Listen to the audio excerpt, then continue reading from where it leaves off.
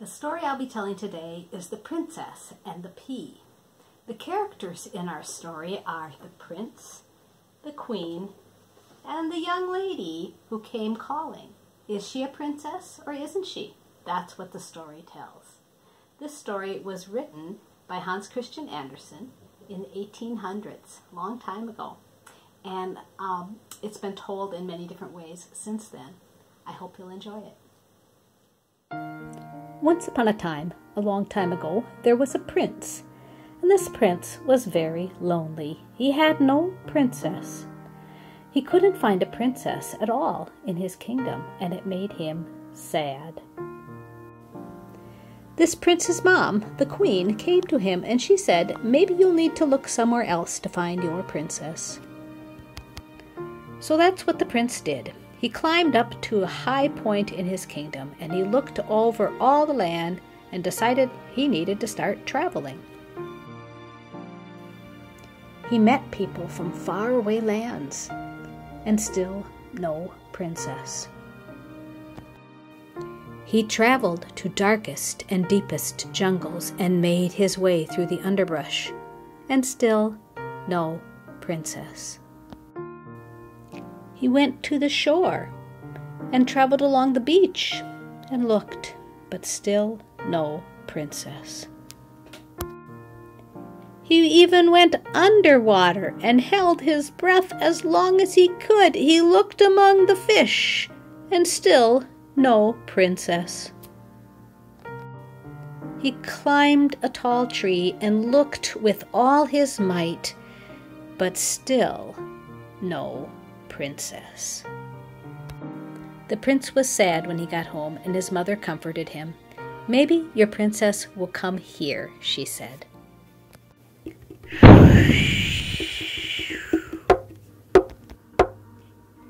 In the middle of a terrible storm, the prince heard a knock at the door. Who could be outside on a night like this? When the prince took a look, it made him shudder. He saw someone who was completely drenched. Would he let her in? Well, of course he would let her in. He was a prince after all. But something would have to be done about this messy woman. In the end, it was the queen who took pity on the girl. She brought her into her own quarters and helped her to dry off with a towel. The girl claimed to be a princess, but how could that be? The queen made a plan to find out if this young lady was a princess.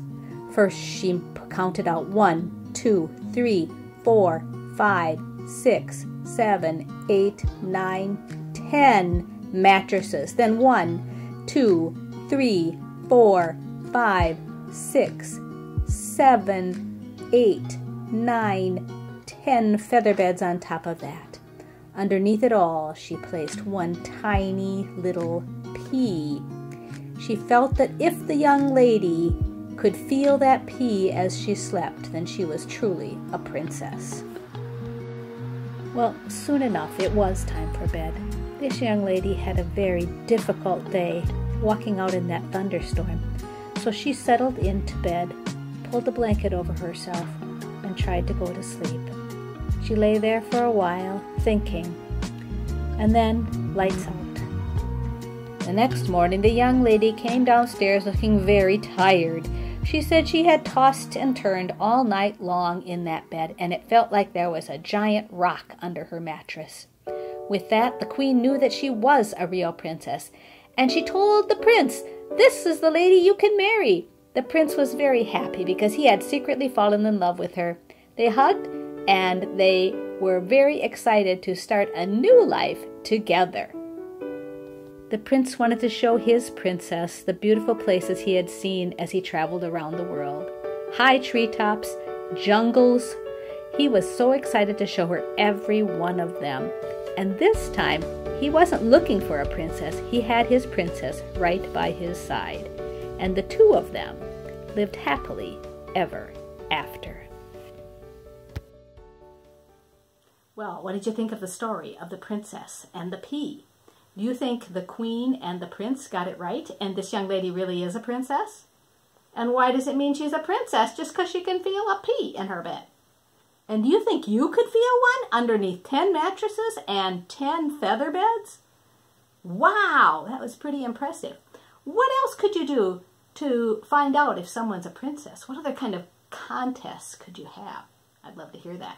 I'd love to have you tell the story a different way, with some other way to tell if someone is a princess or a prince.